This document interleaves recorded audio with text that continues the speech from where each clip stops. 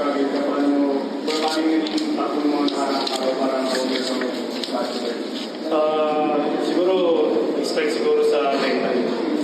Kasi alam mo naman kahit hindi mo nagbabasa sa social media, siyempre, feeling mo na pangit na ko, expectation ng ibang tao.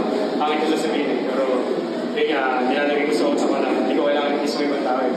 Kailangan kong gawin kung ano yung makakasama sa team. Every time na bad game ako siguro, unang-una, pray ako, nag-extra talaga ako before and after ng game talaga.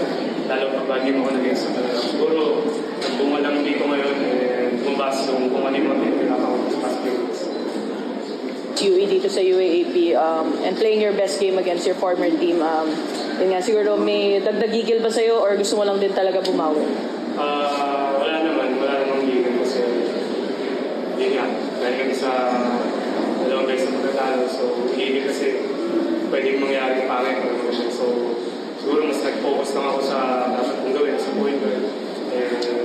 Hindi ko ginawang basis yung UE para maging maganda yung kasi naniniwala kasi kami na playing as a champion at least na talaga sa champion. So, practice pa lang namin, nice namin yung mga Francis.